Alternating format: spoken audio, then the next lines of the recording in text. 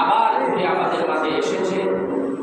আজকে আমরা রাসূলুল্লাহ দরবার শরীফে মসজিদে জামে মসজিদে আমরা একত্রিত হতে পেরেছি। আল্লাহ দরবারে শুকরিয়া আদায় করি, আলহামদুলিল্লাহ। আমরা এখানে আজকে যারা এসেছি, আরো যারা আসবেন, তারা কতই না ভাগ্যবান যে আজকে পবিত্র ঈদের দিন। ঈদের দিনে আমরা সবচাইতে বড় আনন্দ, ঈদ মানে আনন্দ, ঈদ মানে খুশি। সবচাইতে বড় আনন্দ হলো নামাজ আদায় করে কুরবানি। আর কুরবানিটা আমাদের এমনভাবে দিতে হবে যেহেতু সময় কম, অল্প সময়ের ভিতরে আমরা প্রোগ্রাম শেষ করে দেবো, নামাজে দাঁড়িয়ে যাব। জাস্ট টাইম, কোনো রকমের সময় বৃদ্ধি হবে না আশা করি। তো এর মধ্যে আপনারা যারা যেখানে আছেন, বাহিরে যারা আছেন, মেহরবানি করে মসজিদে চলে আসবেন। আজকে আমি আপনাদের কিছু গুরুত্বপূর্ণ কথা আপনাদেরকে জানিয়ে দেওয়ার চেষ্টা করব ইনশাআল্লাহ। আমরা এই পবিত্র ঈদুল আজহায় যে কোরবানি দেব, আজকে বর্তমান যে দেশের যে অবস্থা, আলেম ওলামা বিভিন্ন দলের আলেম ওলামা এক এক রকমের মাসালা দিচ্ছে। আমার কাছে প্রশ্ন করেছে অনেকে যে হুজুর, আমরা আগে 3 ভাগে কোরবানি দিতাম, 3 ভাগ মানে আমরা গোশতটা 3টা ভাগ করতাম। এই 3টা ভাগ কোথাও নাই, এটা জায়েজ নেই। এরপরে 7 ভাগে 5 ভাগে কোরবানি দেওয়া, এটাও কোথাও জায়েজ নেই। তো আসলে বিষয়টা কি, আমরা কোরআন থেকে হাদিস থেকে ইজমা কিয়াস দিয়ে আমরা জানার চেষ্টা করব। অল্প সময়ের ভিতরে দেখি কতটুকু আলোচনা করা যায়। এটা একটা বিরাট সাবজেক্ট। আর তাছাড়া এখন গতকালকে পবিত্র মক্কা নগরে ঈদের দিন পালিত হয়েছে, কোরবানি শেষ করেছে হাজী সাহেবেরা। তার আগের দিনে ইয়াউমুল আরাফা, আরাফার ময়দানে অবস্থান করেছে। এই আরাফার ময়দানে যে অবস্থান করাটা এবং আরাফার ময়দানে যারা আছেন তারা কত ভাগ্যবান, তারা হাজী সাহেব। আর যারা বাংলাদেশ, অন্যান্য রাষ্ট্রে যারা মুসলমান রয়েছে, তাদের করণীয় কি? তাদের করণীয় যেটা ছিল সেটা তো পিছনে চলে গেছে। এখন আমরা আর কি বলবো এই ব্যাপারে? তবে একটা কথা বলবো, আগামী বছর যদি আল্লাহ হায়াতে বাঁচায়, এই আমলটা করার চেষ্টা করব। সূরা ফাজর, এই সূরা ফাজরের মধ্যে আল্লাহ রাব্বুল আলামিন 10 রাতের কসম খেয়েছে। কয় রাতে? এই 10 রাতের কসম খেয়েছে। আল্লাহ জোর বেজোরের কসম খেয়েছে। 10 রাতের কসম খেয়েছেন কেন? আল্লাহ সময়ের কসম খেয়েছেন, যেমন ওয়াল আসরি ইন্নাল ইনসানা লাফি খুসর। আমি আসরের সময়ের কসম খেয়ে বললাম যে মানুষেরা অবশ্যই ক্ষতিগ্রস্তের মধ্যে রয়েছে।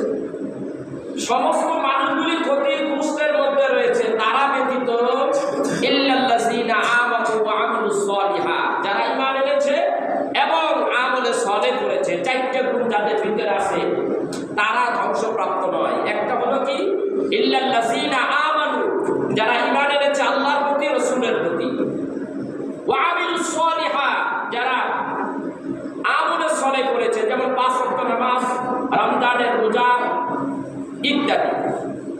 3 নম্বর হলো ওয়া তাওয়াসাউ বিল হাক্কি ওয়া তাওয়াসাউ বিস সবর, সত্য কথা বলা এবং সত্য কথা বলার জন্য অন্যকে নির্দেশ করা, আর সবুর ধারণ করা, ধৈর্য ধারণ করা। যে মুসলমানের ধৈর্য নাই, সেই মুসলমান, তার ভিতরে ঈমান দুর্বলতা, অনেকই দুর্বলতা। যার ঈমান দুর্বল, কিয়ামতের দিন হাসরের ময়দানে তার পায়ের গতি, তার চলার গতি আল্লাহ ওইরকম স্লো করে দেবে, ওইরকম থামিয়ে দেবে। যাদের ঈমান ধৈর্যের সাথে আছে তাদের ঈমানি তেজ আল্লাহ রাব্বুল আলামিন স্পিরিটটা বাড়িয়ে দেবে। আজকে যে আমরা কুরবানি করতেছি, এই কুরবানিটা যদি মজবুত হয়, তেজস্বী হয়, এই কুরবানিটা হাসরের ময়দানে পলসিরাতের ব্রিজের কিনারে আপনার জন্য অপেক্ষমান থাকবে। এই পশুটা যদি তরতাজা হয়, শক্তিমান হয়, নিখুঁত হয়, মনের মতো হয়, আল্লাহর রাস্তায় রাসূলের মহব্বতে, রাসূলের প্রেম ভালোবাসা নিয়ে আল্লাহর রাস্তায়, আল্লাহর জন্য, আল্লাহর নামে যদি কুরবানি হয়, তাহলে এই পশুটা আপনাকে পিঠে নিয়ে একটা টান মেরে এই পার থেকে ওই পারে, পলসিরাতের ব্রিজের ওই পারে পৌঁছে দেবে। সুবহানাল্লাহ। সেজন্য নিখুঁত প্রাণী হতে হবে। দ্বিতীয় দ্বিতীয়ত এই প্রাণীটা আপনি জব করবেন, অনেকে বলে 7 নামে, 7 জনের নামে কুরবানি। না, এইভাবে কথা বলা যাবে না, এটা বুঝে না, বোঝার একটু সমস্যা, বোঝার একটু ঝামেলার কারণে অনেকে শিরকে জলি করে ফেলায়, শিরিক করে ফেলায়। এটা তো ওই ব্যক্তির লানতপ্রাপ্ত, যদি সে ব্যক্তি আল্লাহ ছাড়া অন্য কোনো ব্যক্তির নামে যদি সে কুরবানি করে, তাহলে কিয়ামতের দিন সে ব্যক্তি জাহান্নামে কোনো হিসাব নাই। আল্লাহ তার উপর রাগান্বিত, তার উপরে গুসা। যে ব্যক্তি আল্লাহর নামে কুরবানি দেয় নাই, আল্লাহর নাম নিয়ে কুরবানি দেয় নাই, যে ব্যক্তি নিজের নামে বা কোনো ব্যক্তির নামে কুরবানি দিয়েছে, সেই ব্যক্তি ধ্বংসপ্রাপ্ত হয়ে যাবে। এক কথাই শেষ। অনেক কথা ব্যাখ্যা করার সময় এখন নাই, গুরুত্বপূর্ণ কথা রয়েছে, সেজন্য কথাগুলি একটু করে টাচ দিয়ে যাচ্ছি, অবশ্যই আপনারা বোঝার চেষ্টা করবেন। সেটা হলো, আরেকটা বিষয় হলো যেটা আমি বলেছিলাম যে জবাই করাটা আল্লাহর জন্য, রাসূলের মহব্বতটা নিয়ে আল্লাহর জন্য জবাই হবে, আর কারোর জন্য না। কুল ইন্না সলাতি ওয়া নুসুকি ওয়া মাহইয়ায়া ওয়া মামাতি লিল্লাহি রাব্বিল আলামিন।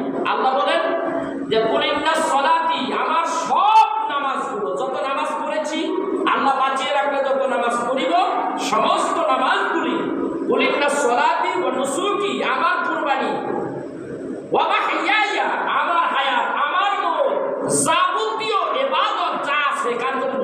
আল্লাহর জন্য, শুধুমাত্র আল্লাহর জন্য। কিন্তু প্রেমটা কার জন্য? আল্লাহর, রাসূলের জন্য। প্রেমটা থাকতে হবে রাসূলের জন্য, প্রেম ভালোবাসাটা থাকতে হবে রাসূলের জন্য, আর রাসূলের ভালোবাসাই আল্লাহর ভালোবাসা। আবার রাসূলের নামে কুরবানি দিয়ে আল্লাহর নামে চালাই ধরে আবার সব জায়গায় সবটা চলে না। একটা ইউনিট, একটা সেকশন আলাদা আলাদা আছে। আল্লাহ তো আল্লাহই, রাসূল তো রাসূলই। কথা বুঝতে পেরেছে? তারা দুইজনে কি সম্পর্কে? দোস্ত, হাবিবুল্লাহ, একে অপরের বন্ধু, দোস্ত। এই কথাটা খেয়াল রাখতে হবে। প্রিয় উপস্থিতি, শুধু এটাই নয়, যে একটা জিনিস খেয়াল রাখতে হবে যে আমি যেন কুরবানি এইভাবে না দিই যে 7 নামে কুরবানি দিয়ে দিলাম। বলতে হবে 7 জন ব্যক্তির পক্ষ থেকে আল্লাহর নামে কুরবানি দিলাম। কথাটা ক্লিয়ার? 7 নামে কুরবানি দিলাম এবং 7 জনের পক্ষ থেকে আল্লাহর নামে কুরবানি দিয়ে দিলাম। কথাটা কতটুকু তারতম্য, কতটুকু ডিফারেন্স, কতটুকু ব্যবধান, বোঝা গেছে? বোঝা গেছে? আমি 7 জনের পক্ষ, 3 জনের পক্ষ, 2 জনের পক্ষ, 1 জনের পক্ষ থেকে, 6 জনের পক্ষ থেকে, 7-এর উপরে না, 7 জনের পক্ষ থেকে আমি আল্লাহর নামে কুরবানিটা দিয়ে দিলাম। বিসমিল্লাহি আল্লাহু আকবার, কুরবানি হয়ে যাবে। আর যদি বলেন 7 জনের নামে দিয়ে দিলাম, তাহলে কেমন হলো বিষয়টা? একটুখানি নিয়তের মধ্যে একটুখানি উল্টাপাল্টা হইলেই আপনার কুরবানিটা গেল। এই খেয়ালটা রাখতে হবে। 7 জনের পক্ষ থেকে আল্লাহর নামে কুরবানি, ঠিক আছে না?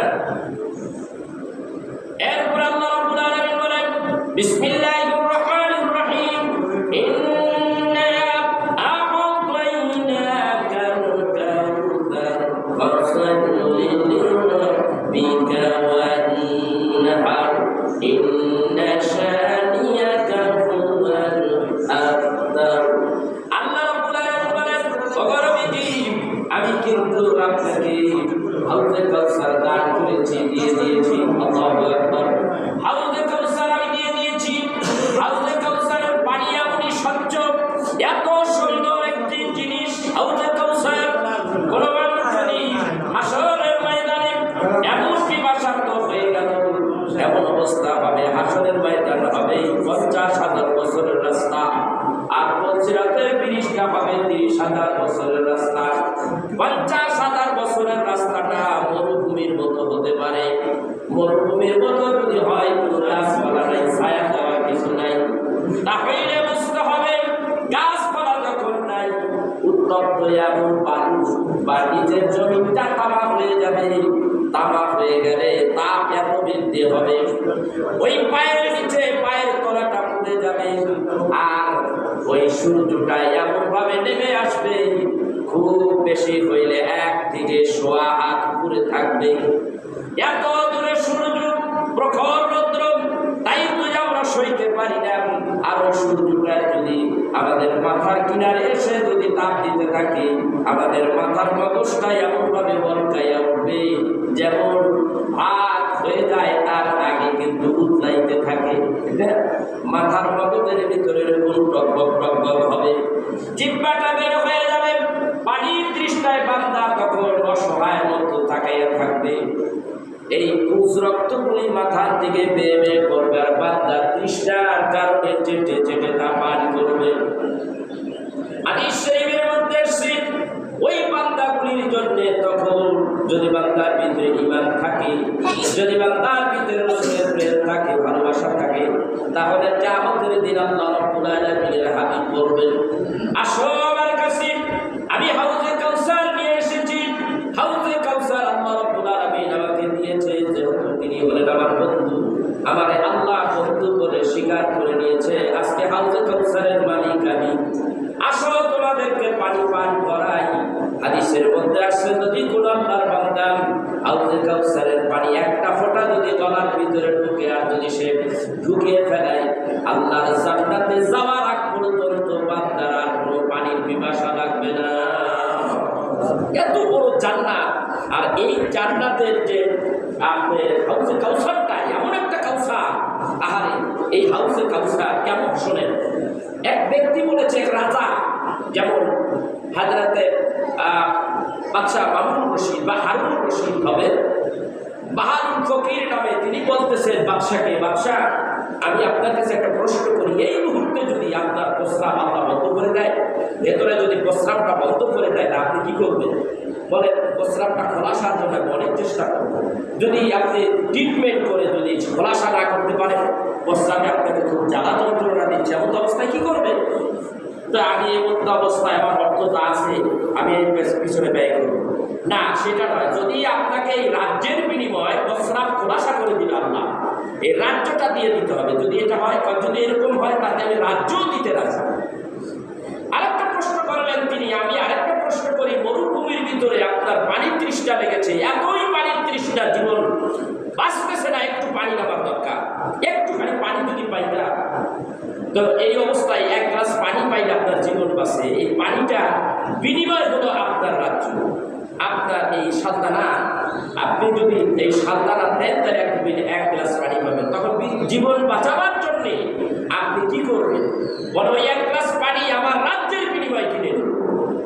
এই যদি আপনার এই দুনিয়ায় অবস্থা এরকম হয়, তা আসলে ময়দানে মানুষ যখন পিপাসার্ত হয়ে যাবে, 50,000 বছরের রাস্তা এমন হবে, জিহ্বা বের হয়ে যাবে, নাভির নিচে, নাভির এখানে চলে আসবে, জিহ্বা ঝুলে পড়বে, পানি একটু পানি। সেই পানি তখন আল্লাহর হাবিব আল্লাহর রাসূলের সাথে যদি মুহাব্বত করা যায়, ভালোবাসা করা যায়, তার হুকুম হাকাম যদি মানা যায়, সেই তার চরিত্রবান যদি হওয়া যায়, হাসরের ময়দানে তিনি পানি পান করাবেন, হাউজে কাউসারের পানি। হে উম্মতরা, আসো আমার কাছে, আসো আমার কাছে, আসো, আমি পানি পান করাই দিই। তো পানি পান করাবে, পানি পান যদি একবার তার নসিব হয়ে যায়, আল্লাহর জান্নাতে যাওয়ার আগ পর্যন্ত পানির তৃষ্ণা লাগবে। এই হলো হাউজে কাউসার। আর হাউজে কাউসার কারা পাবে, কারা পাবে না, এর ব্যাখ্যা দিতে গেলে প্রায় 1 ঘন্টা লেগে যাবে।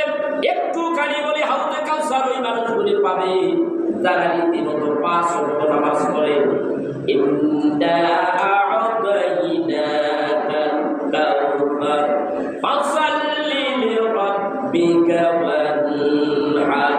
যেই মানুষগুলি 5 ওয়াক্ত নামাজের যত্ন করবে, আর সেই মানুষগুলি অর্থ সম্পদ আছে, আল্লাহর রাস্তায় ব্যয় করলো এবং কুরবানি দিয়ে দিল, ওই মানুষগুলির জন্য মহান রব্বুল আলামিন এই হাউজে কাউসারের ব্যবস্থা করে দেবে। তাহলে যারা সম্পদ আছে, কুরবানি তাদের দিল না, এই মানুষগুলি হাউজে কাউসার পাবে না।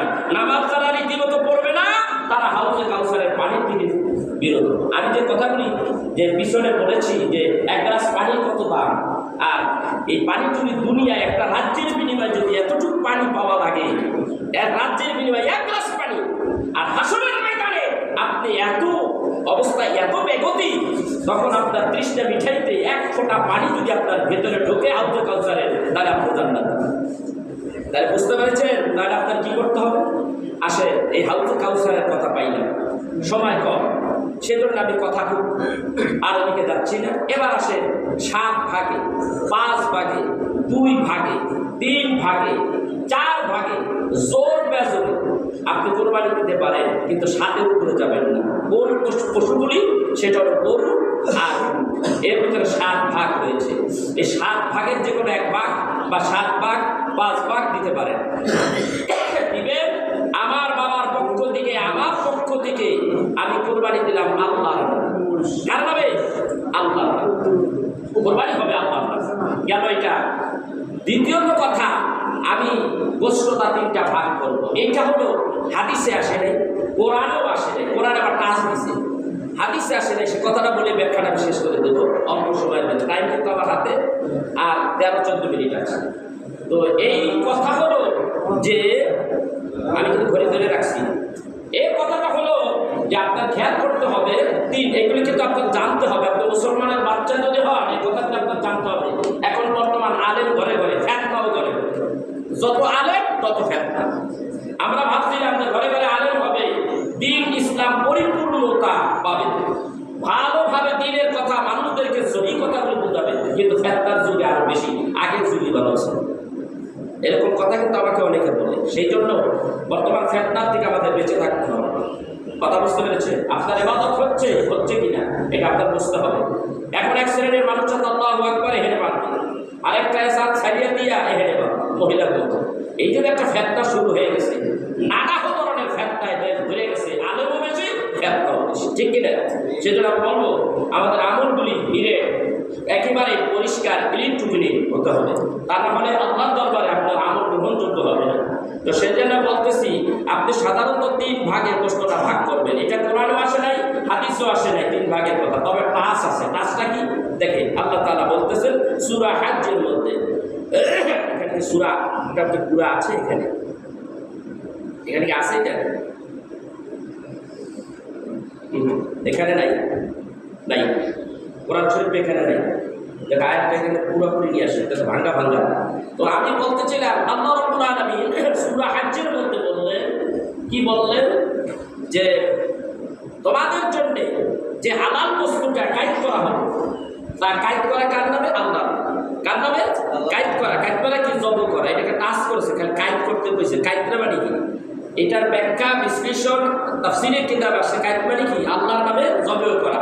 তখন এই পশুটা আপনাদের জন্য হালাল হয়ে গেল। তার ভিতর থেকে আপনারা কিছু ভক্ষণ করেন আর গরিব দুঃখী দুস্থ ব্যক্তিদেরকে বন্টন করে দিলেন।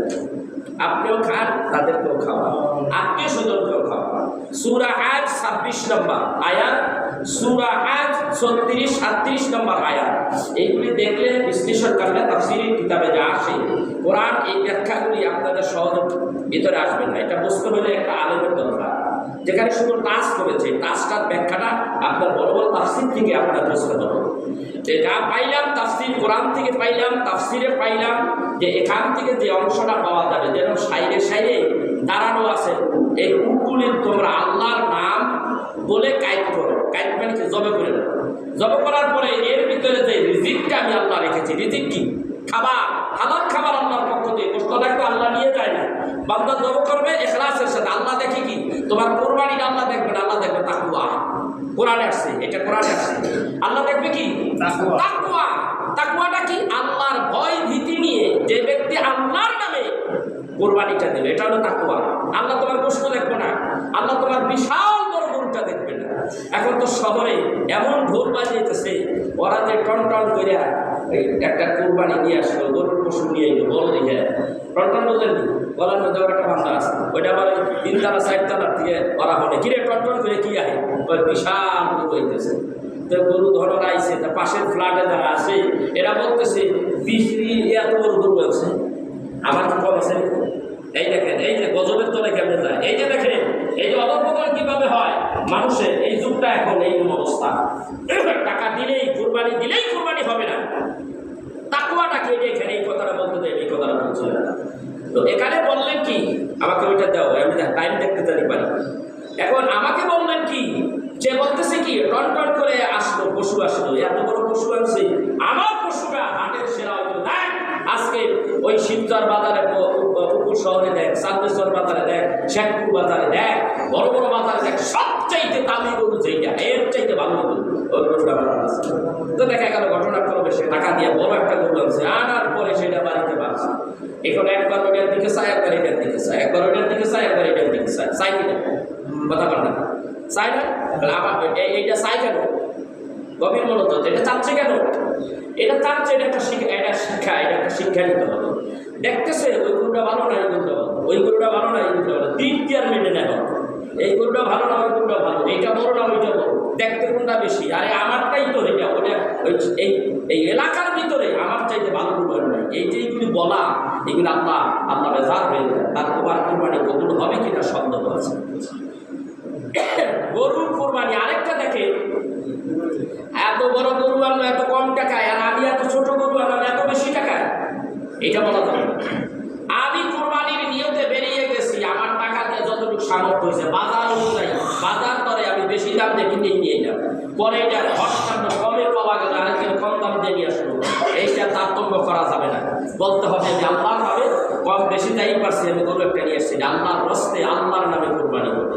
কিন্তু আমার ভিতরে তাকওয়া দিয়ে চিন্তা করতে হবে, তাকওয়া দিয়ে বিবেচনা করে গরু কিনতে হবে, পশু কোরবানি করতে হবে। মনে থাকবে এই কথাগুলো আপনারা দেখেন। আজকে এখানে অনেকে কোরবানি দিতে পারবেন, আল্লাহ তাআলা সবাই দেওয়ার তৌফিক দেয়, সবাই বলেন আমিন। আল্লাহ তাআলা সবাই তৌফিক দেয় কোরবানি দেওয়ার জন্য। আবার পিছনে হজের এটা চলে গেল, মাসটা কিন্তু যায় নাই, হজটা শেষ। আল্লাহ আমাদের সবাই যেন মক্কা মদিনা নসিব করে, সবাই মুসলমানের তামান্না বাসনা, সে গরিব হোক, বদলা দিছে খাও, কান্না দিয়ে খাও, খেলা গাড়ি চালাও, তার একটা চিন্তা জীবনের শেষ বয়স হলো আল্লাহ তুমি মক্কা মদিনা নসিব করে। এই চিন্তাটা এই অন্তরের মধ্যে যার ভিতরে থাকে না, আমার মনে হয় না দুইটা মুসলমান। এইটার ভিতরে থাকতেই হবে, আমি যা করি না কেন আল্লাহর ঘর তাকে তওয়াফ করতে পারি, নবীর রওজা তাকে জিয়ারত করতে পারি। ভাই এখানে না গেলে বোঝা যায় না, মক্কা মদিনা না গেলে বোঝা যায় না যে আপনার জিন্দেগিটা কেমন। ওইখানে গেলে বোঝা যাবে যে ইসলামটা কি, মক্কা মদিনায় গেলে বোঝা যাবে যে ইসলামটা কি। আপনি উদাহরণ করতে পারবেন, আপনি যে এই দৃশ্যগুলি দেখবেন, আরাফার ময়দান, মুজদালিফা, এই মুজদালিফা কেমনে হলো, কেন হলো, এই আরাফার ময়দানে কি ঘটনা, এই আলোচনা করতে 3 ঘন্টা কথা বুঝতে পেরেছেন। এই তো সুন্দর জায়গা। এরপরে আপনি কাবা শরীফে যাবেন, জাবালে নূরে, জাবালে সুরে যাবেন, আপনি তাইফে যাবেন, মদিনায় যাবেন, উহুদ পাহাড়ে যাবেন, খন্দর পাহাড়ে যাবেন, সাত মসজিদ যাবেন, তারপরে আপনার গাড়ে সেজদা সেখানে যাবেন, বিভিন্ন জায়গায় যে সমস্ত নিদর্শন মক্কা মদিনায় গেছে। আপনি তো মুসলমান, আপনি মুসলমান, নামাজ পড়লেন, রোজা করলেন, এটি মুসলমান হয়ে গেলেন না। আরো দিনকে জানার জন্য, আরো দিনের টেস্ট, আরো দিনের যে একটা স্বাদ গ্রহণ করতে হলে মক্কা মদিনা যেতে হবে। এই তামান্না এই অঞ্চলের মধ্যে থাকতে হবে। প্রিয় দর্শক, প্রিয় উপস্থিতি, আমি আপনাদেরকে বলবো এখন থেকে এখানে যাবেন, নামাজ শেষ হবে, নামাজ শেষ হলে দৌড় দিয়ে দেবেন।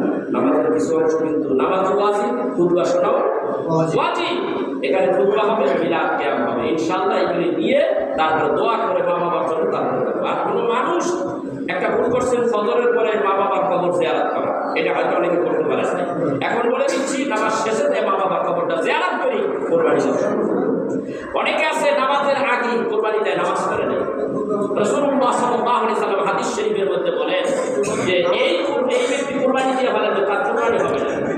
নামাজের আগে যদি সে কোরবানি দিয়ে ফেলায়, মাসালা করতে হবে, তার কোরবানি হবে কি? কথা কয় না, তার কোরবানি হবে না। তাহলে এই পশু কি করবে? এই পশুটা কোরবানি হয় নাই, কিন্তু অন্য অন্য দিনের মতো যেরকম জবা করে সে ওইরকম জব কিন্তু হালাল হয়ে গেছে, কিন্তু কোরবানি হতো না। কিন্তু তার তখন কোরবানি দেওয়ার নিয়তে আরেকটা পশু কোরবানি দিতে হবে, হাদিস শরীফে আছে। খেয়াল করে এগুলি রাখতে হবে। আমরা অনেক কথা বললাম, আলোচনা এখন আমি শেষ দিকে যাচ্ছি, আমরা নামাজের কথাগুলো বলে যাচ্ছি।